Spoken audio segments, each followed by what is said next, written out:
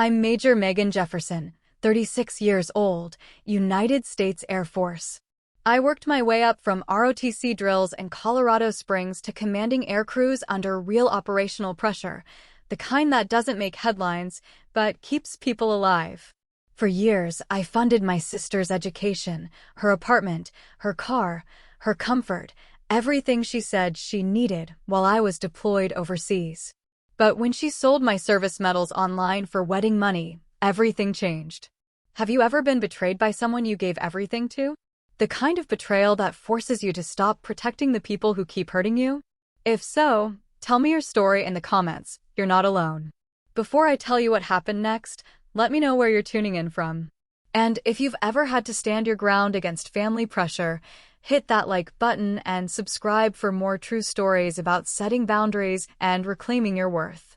What happened next might surprise you. I grew up believing service meant something. Not the kind of service you put on a resume or mention at dinner parties, the kind that costs you holidays, birthdays, and the luxury of being understood by the people who raised you. I'm Major Megan Jefferson, United States Air Force, 36 years old, and until 2 years ago, I thought family loyalty ran both ways. Colorado Springs shaped me into someone who believed in structure.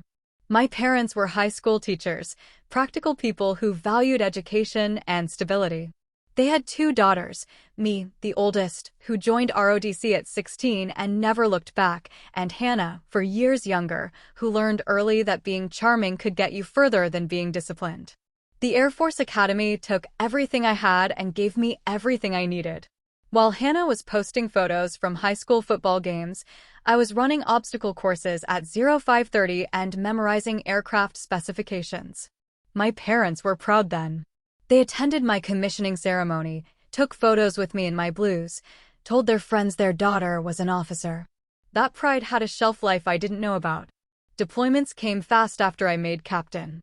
Bagram, Al Udeid, a rotation through Ramstein that turned into 8 months of mission support I still can't fully discuss. I sent letters when I could, called on birthdays from whatever time zone I was operating in. Hannah's voice on those calls was always distracted, always mid-conversation with someone more interesting than her sister calling from a military base halfway around the world. The distance wasn't just geographic. While I was learning how to coordinate air operations under hostile conditions, Hannah was cultivating an Instagram presence and a lifestyle that required funding she didn't earn. Tuition for a marketing degree she never finished, I covered it. A car when hers broke down junior year, I wired the money from Qatar. Her first apartment deposit because our parents said she needed help getting started, I sent it the day before a mission briefing. I never asked for repayment. That's what family does, right? You take care of your own. She never asked what mission support meant, never wanted details about where I'd been or what I'd seen. She asked when I'd be home, if I could send money, whether I thought her new boyfriend seemed successful. By the time I made major at 33, ahead of my year group, I'd stopped expecting Hannah to understand my career. The congratulations text came 3 days late. That's great. Hey, can you co-sign for this loan? My credit's weird right now. I should have seen it then. The pattern was carved in stone I provided, she consumed, and everyone agreed that's how it worked because I was the responsible one who didn't need anything. Post-COVID military life meant adjusting to a world that had moved on while we'd kept operating. I drew an assignment at Joint Base Andrews, close enough to home that my parents suggested Sunday dinners I rarely made because weekend duty doesn't respect family tradition. Hannah was planning a wedding by then, to a guy named Caleb who called himself an entrepreneur but seemed to primarily monetize her social media following. The engagement photos were professional, expensive.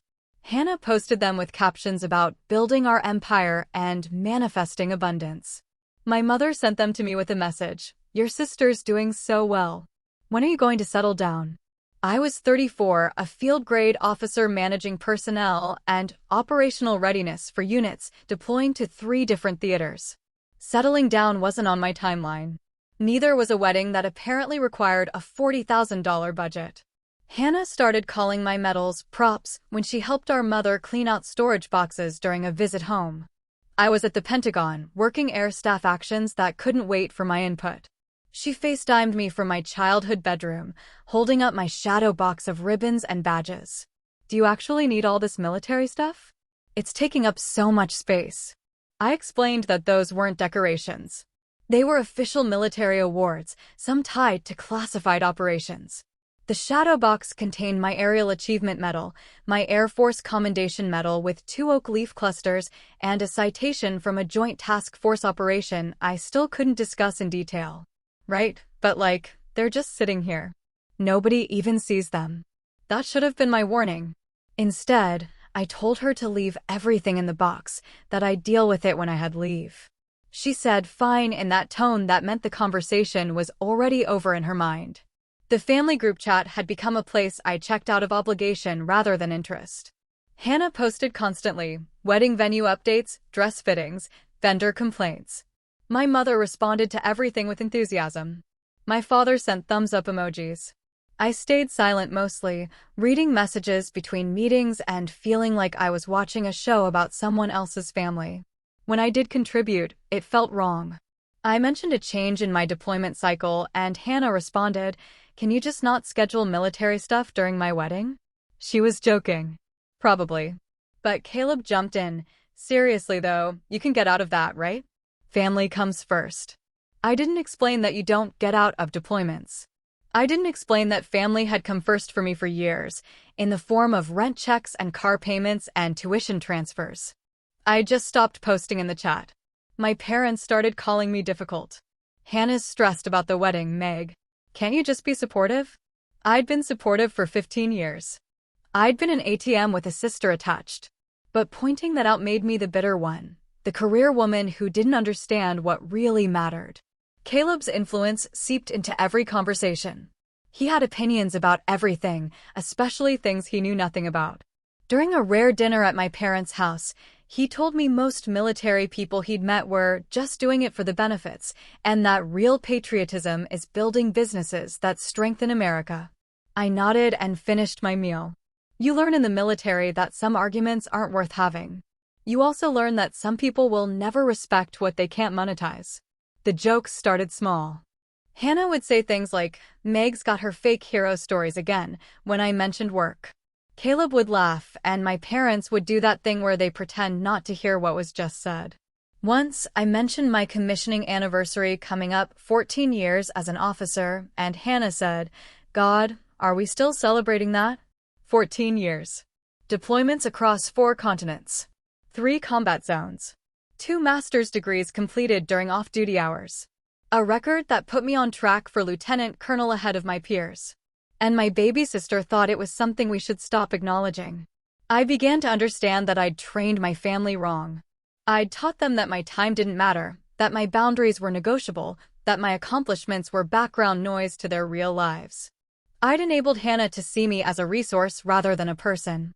But I didn't know how to untrain them. You can't put boundaries on family after years of having none. You can't suddenly ask for respect after teaching people they don't owe you any. So I stayed quiet.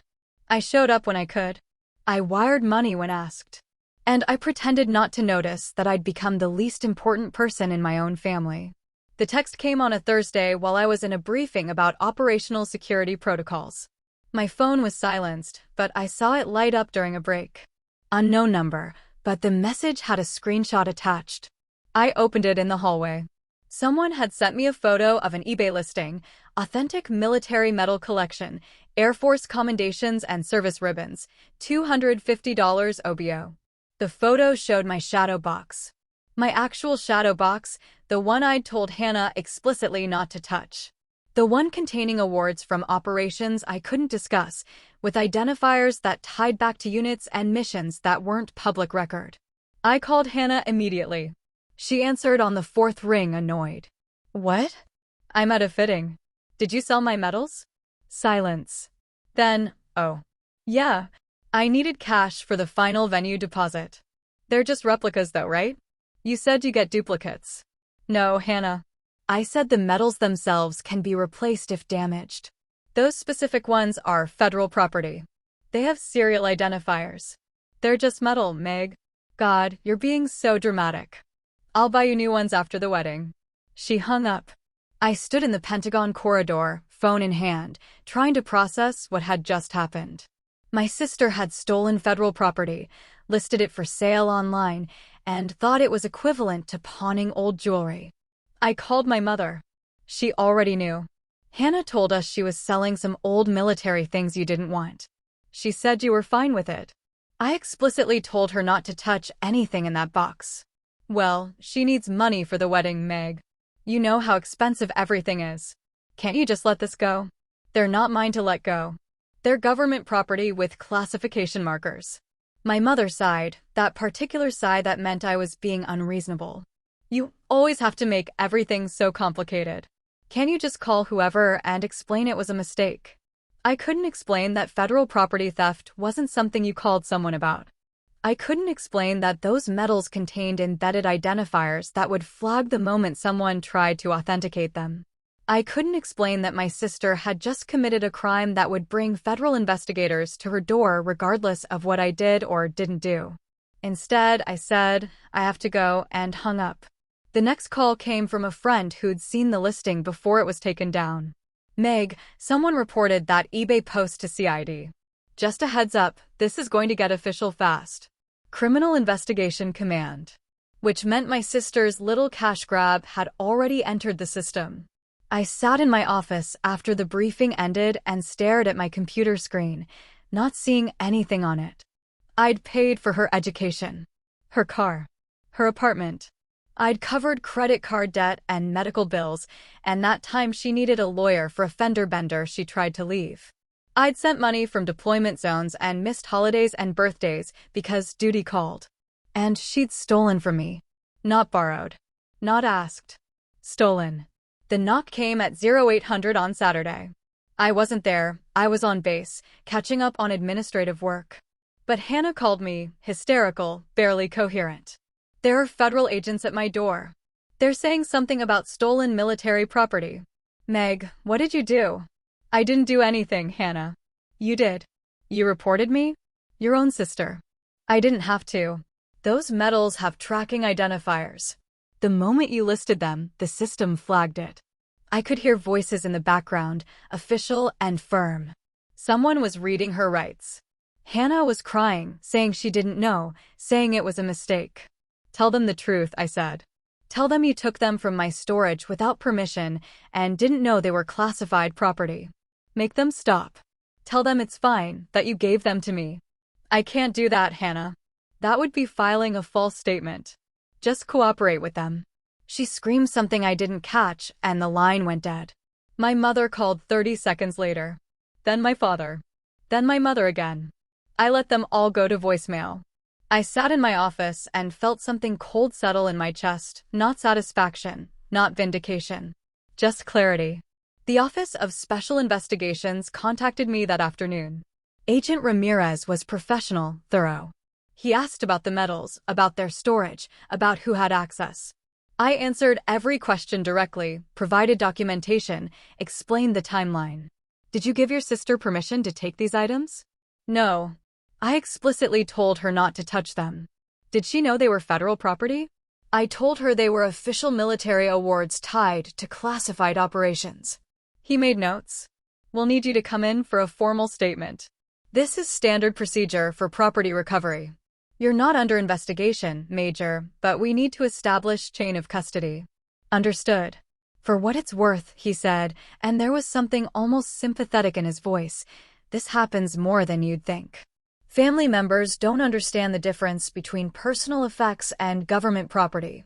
I thanked him and hung up. Family members don't understand. That was the problem, wasn't it? My family had never understood. Not the deployments, not the medals, not the career I'd built. They'd never understood because I'd never made them. I just kept giving and giving until they believed everything I had was theirs to take. My phone showed 47 missed calls by evening. I didn't return any of them. I went home to my apartment off base, poured a glass of water, and sat in the silence I'd earned. The formal debrief happened on Monday at 0900. I wore my service dress uniform and brought every piece of documentation requested. Agent Ramirez led the interview with another investigator present. They recorded everything. Walk us through the timeline, Major Jefferson. I did. The storage arrangement, Hannah's visit, the phone call about the metals being props, my explicit instructions to leave them alone. The eBay screenshot. Her admission that she'd sold them for wedding money. Did your sister express understanding that these were federal property when you told her not to touch them? I told her they were official military awards. She responded that they were just sitting there and nobody was using them.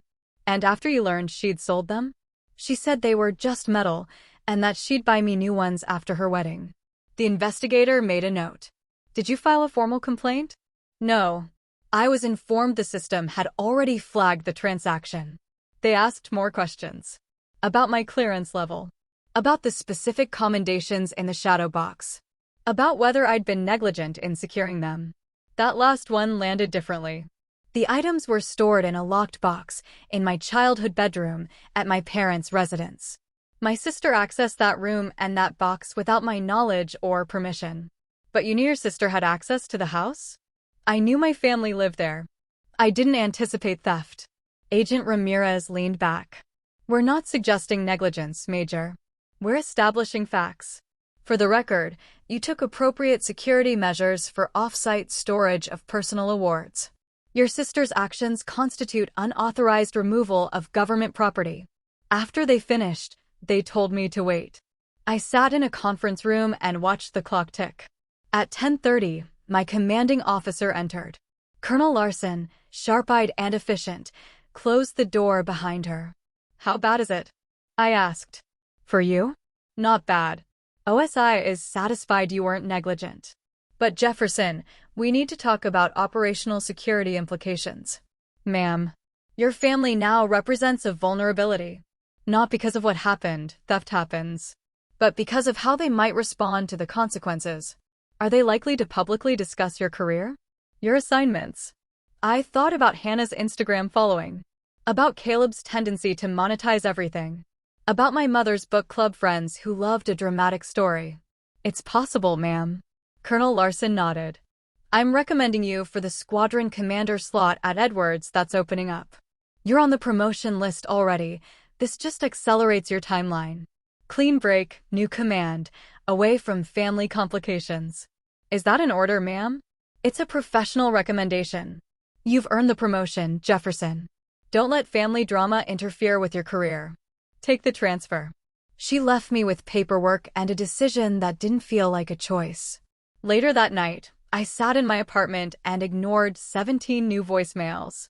One text came through from a number I didn't recognize. This is Major Tran from Ops Planning. Heard you had a rough week. Beer at O'Malley's if you need to decompress. I'd met Elias Tran a few times, quiet, competent, the kind of officer who did his job well without broadcasting it. I almost declined. Then I remembered sitting alone in my apartment for the third night in a row and decided isolation wasn't strength. O'Malley's was the kind of bar near base where everyone understood not to ask too many questions. Tran was already there, nursing a beer and reading something on his tablet. He looked up when I arrived, nodded to the empty seat. Thanks for coming out, he said. Wasn't sure you would. Wasn't sure I should. He ordered me a beer without asking what I wanted. When it arrived, he said, I'm not going to ask what happened. But I heard OSI was involved, and I know what that means for someone's week. It's handled. Is it? I drank some of the beer. It was cold and exactly what I needed. My sister stole classified property and sold it online. Federal investigators recovered it. I gave a statement. It's handled. And your family? They think I should have protected her from consequences. Tran nodded slowly. My brother stole my identity for a credit card when I was deployed to Afghanistan. Ran up $30,000 in debt before I even knew. My parents told me to drop the charges because that's not what family does. You know what I did? Filed charges anyway? Filed charges. Took the financial hit. Stopped loaning him money. He called me every name you can imagine. My parents didn't speak to me for 2 years. He looked at me directly. Best decision I ever made. Set a boundary that should have been set 10 years earlier. How did you know it was the right call? Because I stopped feeling like a wallet with a brother attached. Took a while, but eventually they figured out I was serious. Some of them came around. Some didn't. Either way, I got my life back. We sat in silence for a while. The bar noise filled the space, conversations, laughter, the clink of glasses. Normal sounds from normal lives. Colonel Larson's recommending me for Edwards, I said finally. Good assignment. You taking it? Feels like running away. Feels like strategic repositioning to me. You can't fix your family from Maryland any better than you can from California. Might as well take the promotion and command time. He was right. I knew he was right. But knowing something and accepting it are different things. They're going to paint me as the villain in this story, I said. Hannah's probably already posting about her oppressive military sister who ruined her wedding. Let her. The people who matter know the truth. The people who don't matter are just entertainment. Tran finished his beer. You know what I learned? You can't control the narrative. You can only control whether you let it control you. I went home that night feeling something I hadn't felt in days. Not better, exactly, but clearer. The decision about Edwards wasn't about running. It was about choosing which battles mattered. My family had declared me the enemy for enforcing consequences they didn't like. I couldn't change that. But I could stop fighting for people who'd never fought for me. The formal report arrived on Wednesday. I read it in Colonel Larson's office, standing at attention out of habit rather than requirement. The language was bureaucratic but clear. Unauthorized removal of government property, federal recovery action completed, no negligence found regarding the property custodian. Your clearance remains intact, Colonel Larson said. But there's a note in your file now about family vulnerability factors. What does that mean for my career? Nothing if you manage it correctly. It means when you're up for assignments requiring higher clearances, they'll look harder at your family situation. Standard procedure. She paused. The Edwards transfer is still on the table. Squadron command, 18 months. After that, you'd be competitive for group deputy positions. And if I stay here? You'd stay here. Keep your current job. Watch other people get the commands you're qualified for because someone has to worry about whether your sister's going to sell classified documents next time she needs cash. It wasn't fair. It also wasn't wrong. I'll take Edwards, ma'am. Good. You've earned this, Jefferson. Don't let anyone make you feel otherwise. She dismissed me with a nod that felt like approval. That evening, I finally listened to my parents' voicemails. The early ones were confused, asking what had happened, why federal agents were involved. The later ones were angry. How could I let this happen to Hannah? Didn't I understand she was just trying to pay for her wedding? Why couldn't I fix this quietly? The most recent one was from my father, and his voice had that tired quality that meant my mother had made him call. Meg, honey, Hannah's sponsors are dropping her. The story got picked up by some military blogs. Can you make a statement or something? Say it was a misunderstanding? She's losing everything. I deleted all of them. Then I pulled up my contacts, scrolled to Hannah's name, and stared at it. My thumb hovered over the call button. What would I say? That I was sorry? I wasn't. That I forgave her? I didn't. That we could fix this? We couldn't. Instead, I edited her contact information. Changed her name to immediate family, risk noted. Left the number in place, but archived the conversation history. She was still my sister. That hadn't changed. But what that meant had. The formal recommendation to file charges came across my desk the next morning. Agent Ramirez called to explain the options. I could support prosecution. Theft of government property carried serious penalties. I could decline to support prosecution, which wouldn't stop the investigation but would weaken the case. Or I could provide a victim impact statement that acknowledged harm without demanding maximum punishment. What happens if I don't file charges? I asked. She'll still face administrative penalties. Fines, restitution, possible probation. But no federal charges on her record. And if I do? She could face up to a year in prison, depending on the prosecutor's decision and the judge's interpretation. Given that she cooperated and the property was recovered, probably suspended sentence and heavier fines. I thought about Hannah standing in front of a judge, Caleb probably beside her, both of them convinced this was somehow my fault. I thought about my parents in the courtroom, choosing which daughter to sit behind. I thought about 18 more months of family phone calls demanding I make this go away. I'll provide the impact statement, I said. No recommendation either way on prosecution. Just facts. Agent Ramirez was quiet for a moment. That's probably wise, Major. Lets the system work without you being the villain or the savior. After I hung up, I drafted the statement. It was 3 paragraphs. I described the property taken, its significance to both my career and national security, and the impact of the breach on my professional standing. I acknowledged that my sister cooperated once confronted. I made no recommendation about charges. I signed it, dated it, and sent it through official channels. Then I closed the file and went back to work. The media story broke on a Friday. Military influencer's wedding crisis. Fed seize vintage medals sold for venue deposit. The article had Hannah's Instagram photos, screenshots of the deleted eBay listing, and unnamed sources close to the family, saying I'd refused to help with wedding costs, forcing my sister to find creative solutions. My phone started ringing. Media requests, mostly. A few acquaintances asking if I was okay. One call from my mother. Did you see what they're writing? Meg, you have to make them stop. I didn't answer. I submitted my transfer paperwork, updated my duty assignment preferences, and focused on the work I could control. My promotion to lieutenant colonel was officially confirmed, selection list published, ceremony scheduled for 6 weeks out. Colonel Larson called me into her office the day after the media story dropped. You handling this okay? Yes, ma'am. Good. Because it's going to get worse before it gets better. Your sister gave an interview to some online magazine. Posted it this morning. She turned her monitor toward me.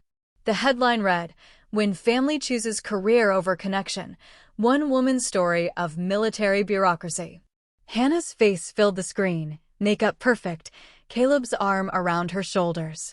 The article portrayed her as a struggling bride trying to honor her sisters and used military memorabilia by giving it to collectors who'd appreciate it. I was painted as a rigid careerist who valued medals over family bonds. The comments section was split, half sympathizing with Hannah, half calling her entitled. Someone had found my commissioning photo and posted it with the caption, "This is the heartless sister. Show some respect." She's playing the victim card hard, Colonel Larson observed. Yes, ma'am. You going to respond? No, ma'am. Anything I say becomes part of the story. Silence is cleaner. She nodded approvingly. That's the right call. Let her burn herself out. The facts are documented. Anyone who matters has access to them. But facts didn't reach the people leaving comments on Hannah's posts. Facts didn't stop my mother from calling every day, begging me to just talk to her, fix this, make it right. Facts didn't change the reality that my family had chosen a side, and it wasn't mine. My father sent a long email a week later. He wrote about family loyalty, about forgiveness, about how I'd always been the strong one and needed to be strong enough to let this go. He reminded me of Thanksgivings and Christmases, of childhood memories when Hannah and I had been close. He said Hannah was sorry, even if she couldn't say it directly, and that time would heal everything if I'd just give it a chance. I read it twice. Then I wrote back, Dad, I love you. But Hannah stole federal property and lied about it. What happened next wasn't my choice, it was consequences. I can't fix what she broke. I'm moving to Edwards AFB in 2 months. You're always welcome to visit. He didn't respond. My mother sent a single text, I hope you're happy now. I wasn't happy, but I was learning the difference between happiness and peace. Happiness required things outside my control, family approval, reconciliation, the narrative I couldn't write. Peace just required me to stop fighting battles I'd already lost. The promotion ceremony happened on a cold March morning. Small gathering, mostly coworkers and wing leadership. Colonel Larson pinned on my new rank insignia, silver oak leaves replacing the gold ones I'd worn for 4 years. Major Tran was there, taking photos with my phone since I had no family present. Congratulations, Lieutenant Colonel, he said afterward. Thanks. Feels weird. Getting promoted always does. But you earned it. Don't let the family stuff take that from you. I wouldn't. Whatever else had happened, this was mine. I'd earned this rank through deployments and staff work and leadership evaluations. I'd earned it by being good at my job, not by being convenient for other people's plans. The reassignment orders came through in April. I had 6 weeks to clear my current position, out-process from Andrews, and report to Edwards. My apartment lease ended conveniently. Everything in my life was becoming convenient, now that I'd stopped trying to accommodate everyone else's chaos. I donated most of my furniture, sold my car, and arranged a government-furnished vehicle at the new base. Packed my life into boxes labeled with characteristic military efficiency: kitchen, uniforms, personal items. The shadow box recovered from evidence and returned to me with an official inventory tag, still attached, went into a case marked official items, do not separate. Major Tran helped me load the moving truck on my final weekend. We worked in silence mostly, the kind of comfortable quiet you only get with people who understand that not everything needs to be discussed. "You're going to do great at Edwards," he said as we finished. "Hope so. Been a while since I had command. You'll remember. It's like flying. Once you learn, you don't forget." He handed me his card. "Stay in touch. And if you ever need someone who understands complicated family situations, I'm around." I hugged him, brief, professional, but genuine. "Thanks for showing up when it mattered. That's what friends do." I drove away from Maryland on a Sunday morning, my entire life in a truck behind me, feeling lighter than I had in years. The road west stretched open and clear. No family dinners I'd miss. No crises I'd be expected to manage. No emergency calls for money or rescue or validation. Just me, my career, and the future I'd finally chosen for myself. Edwards Air Force Base sits on the edge of the Mojave Desert, where the sky is bigger than anywhere else I've served. I reported for duty on a Monday morning in May, checking in with the wing commander before assuming command of the maintenance squadron. 90 personnel, responsible for keeping test aircraft mission-ready. Real responsibility. Real leadership. The change of command ceremony was small, standard for a squadron-level transfer. The outgoing commander briefed me on personnel issues, equipment status, and the informal power dynamics that never make it into official reports. He was competent, tired, ready for his next assignment. "Squadron solid," he said. "Good NCOs, decent officer corps. A few problem children, but nothing you can't handle. Flight chiefs know their jobs. Let them lead." I took command at 0900 on a Wednesday. The squadron stood in formation, and I gave the shortest speech I could manage. "I'm Lieutenant Colonel Jefferson. I expect accountability, professionalism, and honest communication. If you do your job well, we'll get along fine. If you don't, we'll fix it together or find you a new job." Dismissed. The senior master sergeant, Chief Ortiz, 24 years in, seen everything twice, approached me after formation. "Ma'am, that was the best change of command speech I've heard in 10 years. It was 30 seconds. "Exactly." He grinned. "We're going to get along fine." The work consumed me in the best way. Squadron command meant responsibility for people, not just paperwork. It meant hearing about divorces and deployment stress and financial problems and career goals. It meant making decisions that affected real lives, not just organizational charts. I kept the recovered shadow box in my office, mounted on the wall behind my desk where anyone sitting across from me could see it. The official inventory tag stayed attached, a small piece of evidence tape with a case number and date. Officers who came in for counseling sessions would notice it, though most were too professional to ask.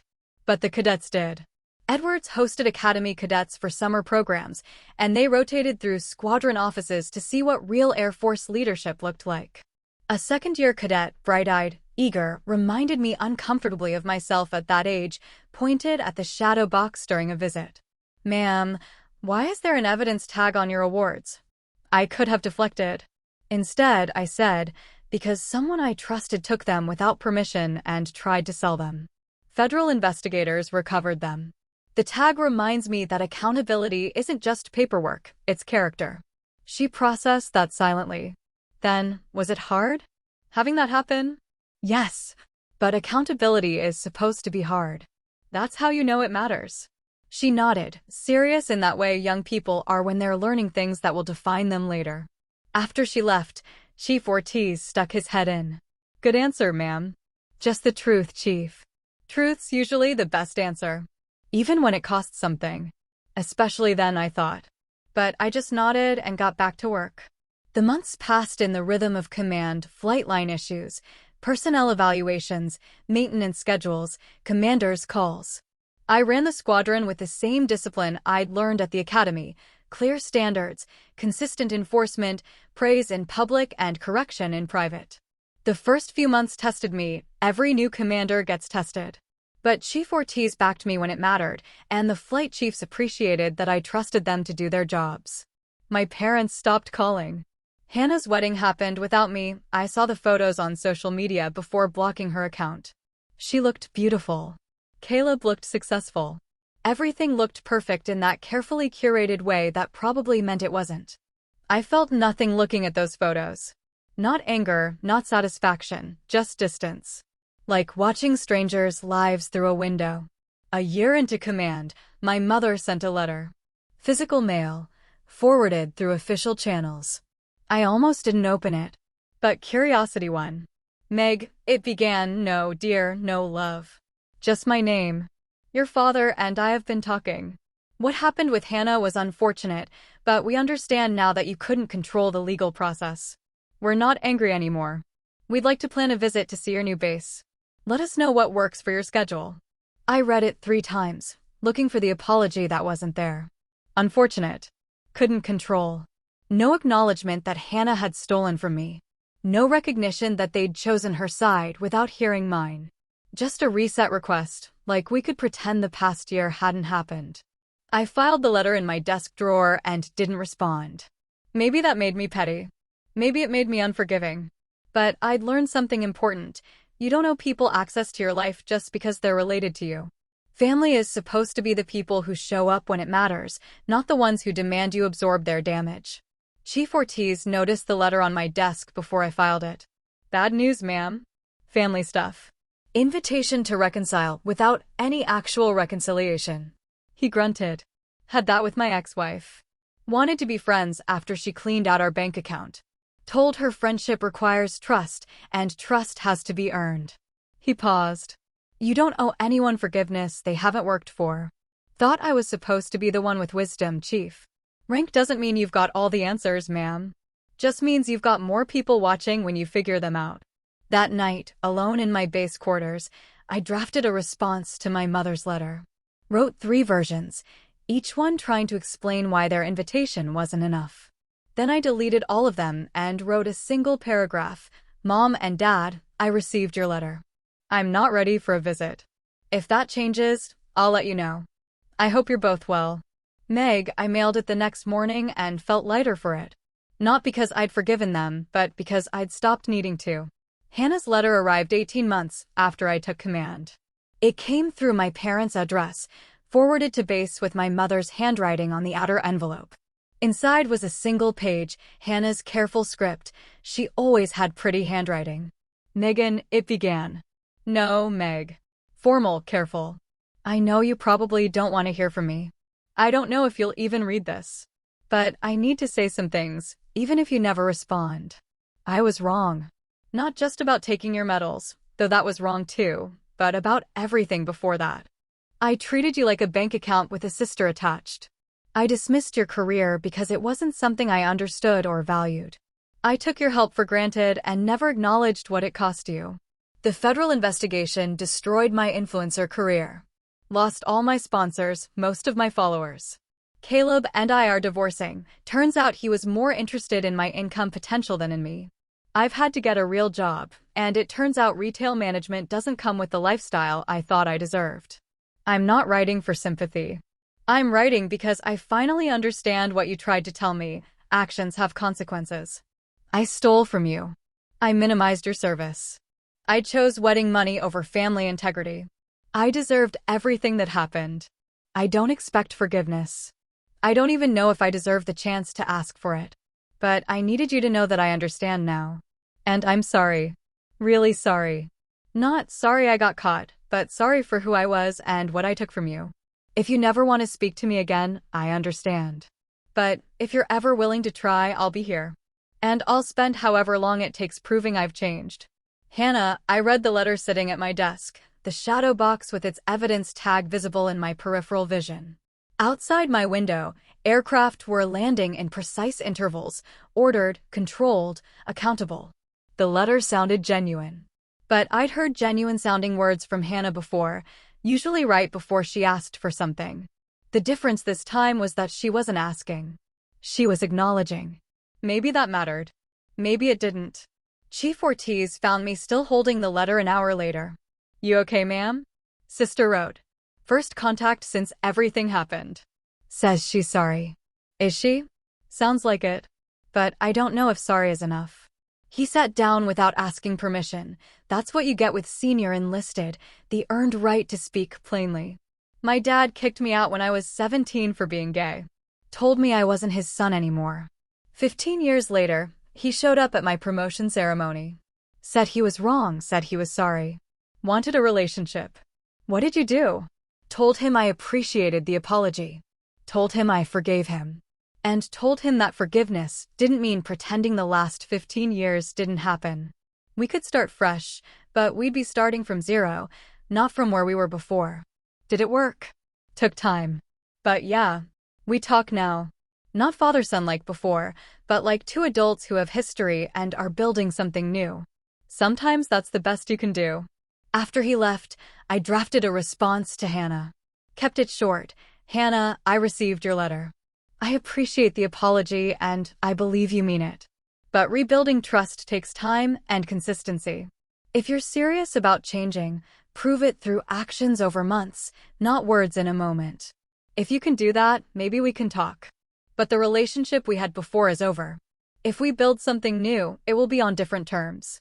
You'll need to repay the restitution to the government. That's not optional. Beyond that, focus on building a life you're proud of. Not for me, for yourself." Megan, I didn't mail it immediately. Let it sit for 3 days, reread it. Decided it was honest without being cruel. Then I sent it. Her response came 2 weeks later. "I understand. Thank you for not closing the door completely. I'll work on being someone worthy of trust." No promises. No timeline. Just acknowledgement. Maybe that was growth. Maybe it was manipulation. Time would tell. I didn't change her contact information. Left it as immediate family, risk noted, and went back to the work that had never betrayed me. 2 years after taking command at Edwards, I stood in front of my squadron for the final time. My change of command ceremony, outgoing now, handing off to the next lieutenant colonel who'd lead these people. The sun was brutal that July morning, desert heat already pushing 90 degrees at 0900. I'd spent the previous week doing final counseling sessions, signing off on awards, writing evaluations that would follow these airmen through their careers. Chief Ortiz was retiring, his ceremony had been the week prior, and I'd been honored to speak at it. The squadron had performed exceptionally during my tenure. Highest readiness ratings in the wing, 0 Class A mishaps, 3 consecutive quarterly awards. During my final speech, I kept it short again. Talked about accountability, about the honor of leading people who worked harder than I did, about the privilege of command. Then I said something I hadn't planned. In this office, on that wall, there's a shadow box with an evidence tag attached. Some of you have asked about it. It's there to remind me that accountability isn't abstract, it's personal. It means owning your mistakes, accepting consequences, and holding the line even when the cost is high. You've shown me what accountability looks like when it's lived, not just discussed. You've made this squadron something I'm proud to have led. Take care of each other. Hold the line. And remember that character is what you do when nobody's watching, but someone always is. After the ceremony, as guests filtered out and movers prepared to pack up my office, I took down the shadow box. The evidence tag was fading now, the ink not quite as sharp as it had been 2 years ago. But the message remained clear. Chief Ortiz found me holding it. "Taking that with you to the Pentagon, ma'am?" My next assignment, Air Staff Action Officer, Pentagon. Policy work, strategic planning. The kind of job that led to senior leadership positions if you didn't screw it up. Yes, Chief. Some reminders are worth keeping. That they are. He extended his hand. Been an honor serving with you, Colonel. The honor was mine. Enjoy retirement. Go do something absolutely unmilitary. Planning on it. Got a boat. Planning to fish and never salute anyone again. He left whistling. I finished packing my office, the shadow box carefully wrapped and labeled for the movers. Official items. Handle with care. My phone rang as I was doing a final walkthrough.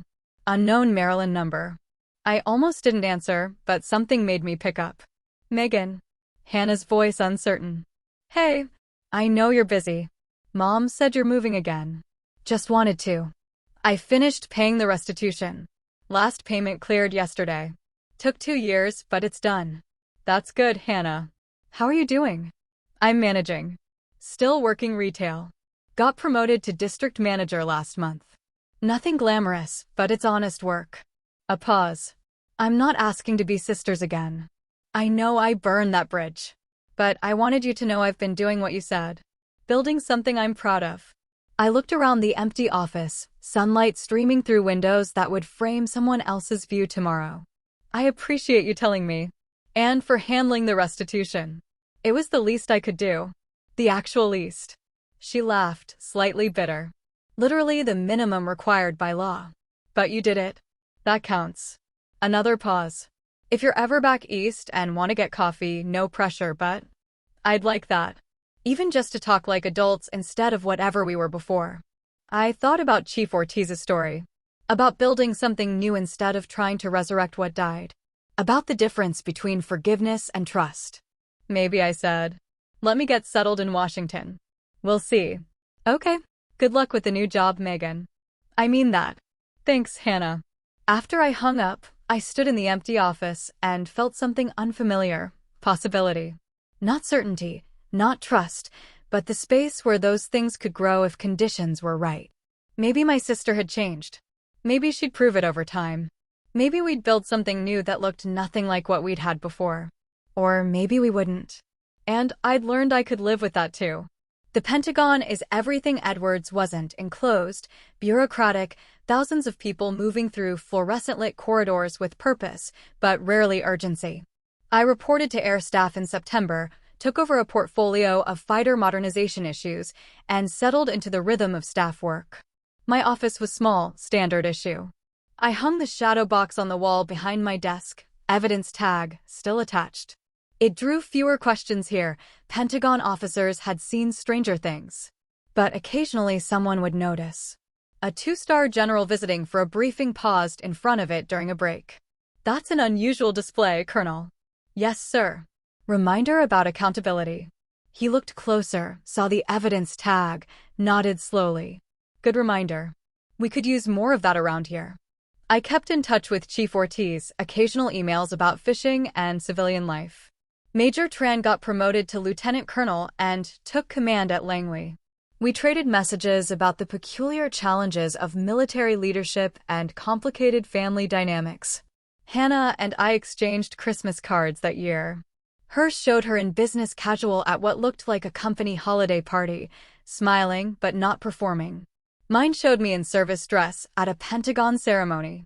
We didn't write much, just hope you're well and variations thereof. Small steps toward something undefined. My parents remained distant. They'd sided with Hannah during the crisis and never quite acknowledged they'd been wrong. I'd accepted that some relationships don't survive being tested. I sent birthday cards and holiday calls. They responded politely. We maintained the form of family without the substance. Maybe that was enough. On my 1-year anniversary at the Pentagon, I was working late, standard for action officers, when a colonel from OSI knocked on my door. I'd never met him, but the badge was familiar. Colonel Jefferson? I'm Colonel Marcus, Special Operations Division. Got a minute? Of course, sir. He entered, closed the door, and gestured to the shadow box. I heard about your case. Wanted to stop by and say, unofficially, that you handled it exactly right. Thank you, sir. We see a lot of family exploitation of clearances. Most officers try to cover it up, protect the family member, hope it goes away. You reported it, cooperated fully, took the professional hit without complaint. That's increasingly rare. It was federal property, sir. Didn't seem complicated. It wasn't complicated legally. It was complicated personally. Most people choose family over procedure. You chose both, protected your clearance and your career while not throwing your sister to the wolves more than necessary. He paused. Your security file is flagged positively now.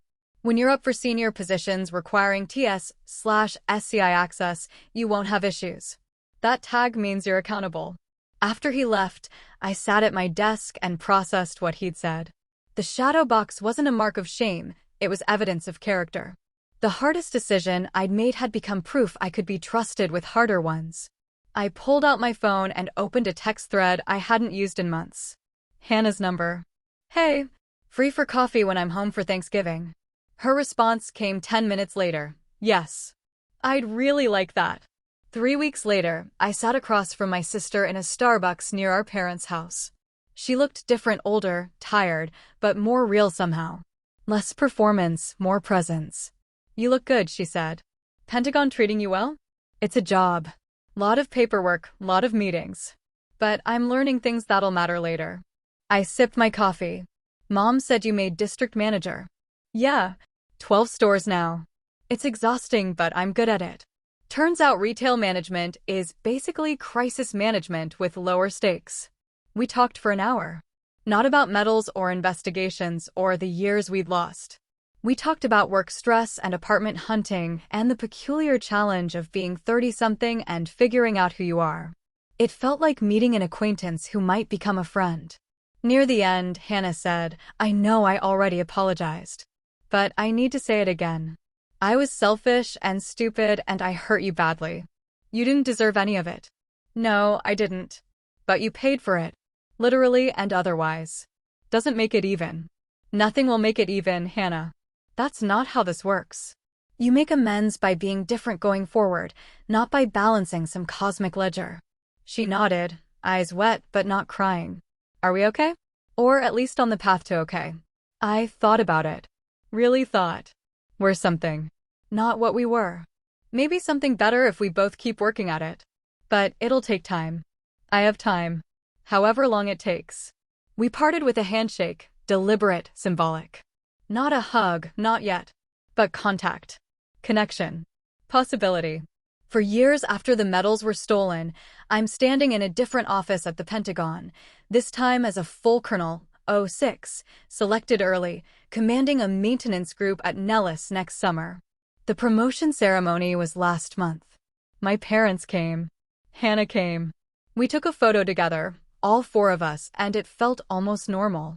The shadow box sits in my headquarters office now, relocated again, but still prominently displayed. The evidence tag has faded to barely legible, but I keep it there.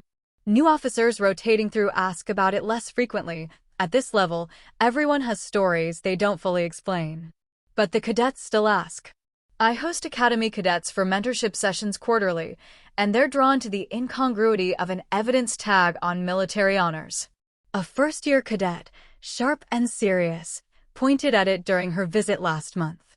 Ma'am, why keep the tag? Couldn't you remove it? I could. But it reminds me of something important. What's that, ma'am? Accountability isn't paperwork. It's character. And character is what you do when the cost is high and no one would blame you for choosing differently. She processed this. Did someone steal those, ma'am? Yes. Someone I trusted. Federal investigators recovered them. I cooperated fully even though it destroyed some relationships I valued. Do you regret it? I looked at the shadow box, the medals I'd earned, the tag that proved I'd protected them properly, the career that had survived because I'd chosen principle over convenience. No, I regret that it was necessary. But I don't regret my choice. After she left, I pulled up my phone and scrolled through messages. Hannah and I text regularly now, not constantly, but consistently. She sent me a photo yesterday, her at a charity 5K, raising money for veterans organizations. Building the life she'd said she would. My parents and I have dinner when I'm home. It's cordial, sometimes warm. They've never fully apologized for how they handled the crisis, but they've stopped asking me to pretend it didn't happen. That's progress, in its way. Major Tran, now Colonel Tran, is still one of my closest friends. We talk monthly, trade war stories about command and family, and the peculiar challenge of being people who value duty in a world that often doesn't. The career I fought to protect has given me everything I hoped for. Command time, strategic assignments, early promotions. In 2 years, I'll be competitive for wing commander positions. After that, maybe general officer. Not because I'm politically savvy or well-connected, but because I'm competent and my record shows I can be trusted when it matters. But the real victory isn't rank.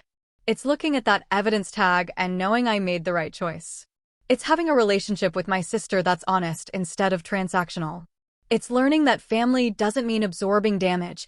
It means setting boundaries that force people to meet you at your level. Justice came quietly, exactly on schedule. Not dramatic, not satisfying in the way movies make revenge seem. Just consequence playing out according to procedure and me refusing to interfere with what needed to happen. I'm 39 now, a colonel with a promising career and relationships I've rebuilt on honest terms. The shadow box with its evidence tag will move with me to Nellis, then wherever I go after. Not as a trophy, not as revenge. As proof that accountability is character, and character is everything. 10 years is long enough to forget the sharp edges of old wounds, but not long enough to forget the lessons. I'm 49 now, a brigadier general, 1-star, 07, commanding a wing at Ramstein Air Base in Germany. The promotion came 2 years ago, on schedule, earned through command tours and staff assignments that proved I could lead at scale. My office overlooks the flight line where C-130s and C-17s cycle through on their way to points east and south. The tempo here is constant: NATO operations, humanitarian missions, rapid response taskings that don't wait for convenient timelines. It's the kind of assignment that breaks people who aren't ready for it. I've never felt more ready for anything in my life. The shadow box still hangs on my wall. Same medals, same ribbons, same faded evidence tag that's now barely more than a memory of ink on paper. My executive officer asked about it during his in-brief when I took command. "Ma'am, is there a story there?" "Yes," I said. But the short version is, it reminds me that the right thing is rarely the easy thing, and easy things rarely build anything worth having. He nodded and never asked again. That's the benefit of rank. People trust that if you want them to know more, you'll tell them. Hannah lives in Denver now, 45 years old, remarried to a high school teacher named Marcus, who seems genuinely kind. She's a regional director for a retail chain, legitimate success built on actual competence rather than social media smoke. We talk every few weeks, video calls mostly, conversations that feel normal in ways that would have seemed impossible a decade ago. Last month she called while I was reviewing readiness reports. "Hey, got a minute?" "For you?" "Sure. What's up?" "Marcus proposed we visit you this summer. Bring the kids, see Germany, spend some time together." She paused. "I know you're busy. If it's too much, just say so." The kids, Marcus's from his first marriage, teenagers now, were good kids from what I'd seen in photos and video calls. Hannah had become a stepmother and, by all accounts, a decent one. "Let me check the ops tempo and get back to you." "But I'd like that." "Really? You're not just being polite." "Hannah, I'm a general. I stopped being polite about 8 ranks ago. If I didn't want you to visit, I'd tell you directly." She laughed. "Fair point. Okay, let me know what works." After we hung up, I sat with the feeling of it, my sister, wanting to visit, no hidden agenda, just connection. 10 years ago, that would have seemed impossible. But time and consistency had done what apologies alone couldn't. She'd rebuilt herself into someone I could trust, slowly, through hundreds of small choices that added up to real change. My parents are in their 70s now, retired and fragile in ways that snuck up on all of us. My father had a stroke last year, mild, but enough to remind us all that time doesn't wait. I flew home during his recovery, sat beside his hospital bed while he slept, and felt the complicated tangle of love and distance that defines our relationship now. My mother hugged me at the airport, held on longer than usual. "I'm glad you came." "Of course I came, Mom. I know we haven't always. I know things have been complicated." It was the closest she'd ever come to acknowledging her role in what happened with Hannah. Not an apology, but recognition. I hugged her back and said, "We're here now. That's what matters." They came to my promotion ceremony when I made general. Both of them, aging but present, sitting in the front row beside Hannah and Marcus. The photographer caught a photo of my mother crying when the 1-star flag was unfurled. She sent it to me afterward with a note. I always knew you'd do something extraordinary. I'm sorry I didn't always show it. I framed that note. Keep it in my desk drawer, not for display but for the days when I need to remember that people can grow, even when it takes them decades to get there. Colonel Tran, now also a general, running operations at Yucam, is stationed close enough that we have dinner every few months. We met last week at a German restaurant off base, trading stories about the peculiar challenges of flag officer responsibility. You ever think about how weird this is? He said, gesturing at his star. We're the people giving orders that move thousands of personnel, making decisions that affect entire theaters. Every day. And then I remember that someone has to do it, and they trusted us with it. You still have that shadow box? The one with the evidence tag. Still on my wall. Still gets questions occasionally. He shook his head, smiling. You know what that tag represents now? It's not about what your sister did. It's about what you did. You're walking proof that integrity isn't theoretical. That's generous. It's accurate. How many officers at our level can point to a specific moment where they chose principle over convenience and took the full weight of consequences? Most of us just have clean files because we were never tested. I thought about that later, alone in my quarters. He was right. The shadow box wasn't about Hannah's theft anymore. It was about my response. It was evidence that when tested, I'd held the line. And that evidence had followed me up the chain of command, through every security clearance review and every leadership evaluation. The tag that had seemed like a mark of shame had become a credential. My work at Ramstein is consuming in the best way. I command 3 groups: operations, maintenance, and mission support, and the decisions I make daily affect thousands of people. I sign deployment orders, approve mission taskings, counsel commanders who are struggling with the weight of their own responsibilities. It's exhausting and exhilarating and exactly what I trained my entire career to do. But I've learned something in these 10 years that I wish I'd known earlier. Competence at work doesn't replace human connection. For too long, I let my career fill the space that relationships should have occupied. I was so good at mission accomplishment that I forgot mission wasn't everything. Hannah taught me that, ironically. Not through the theft, that just broke what was already broken, but through the rebuilding. Through showing me that real relationships require vulnerability, maintenance, and the willingness to show up even when it's uncomfortable. Last Christmas, we gathered at my parents' house, all of us together for the first time in over a decade. Hannah and Marcus with his kids, me on mid-term leave, everyone carefully navigating the dynamics of people who share history but not habits. My mother made too much food, the way she always does. My father told the same stories he'd been telling for 40 years.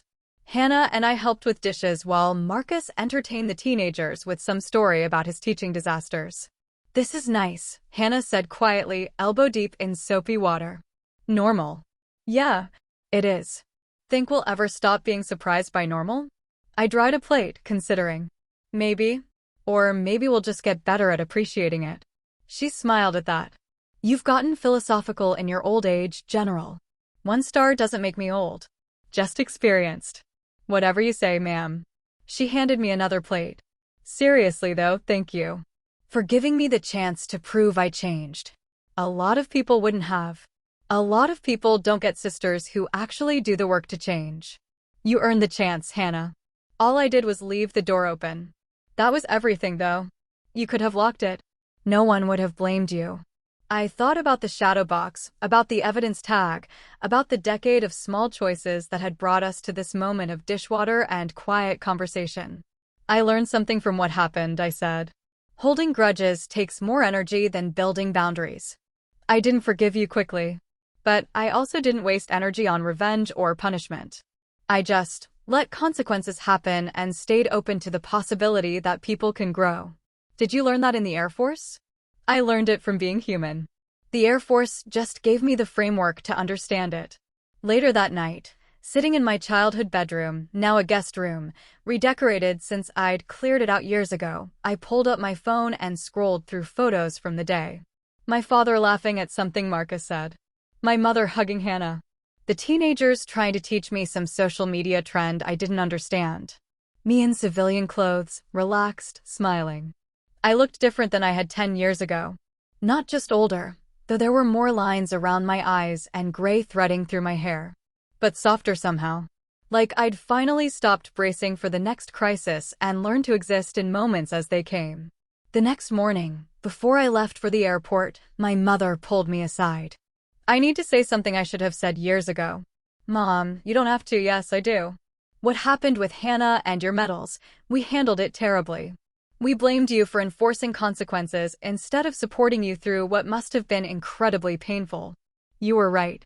You were right to report it, right to protect your career, right to set boundaries. And I'm sorry it took me this long to say it."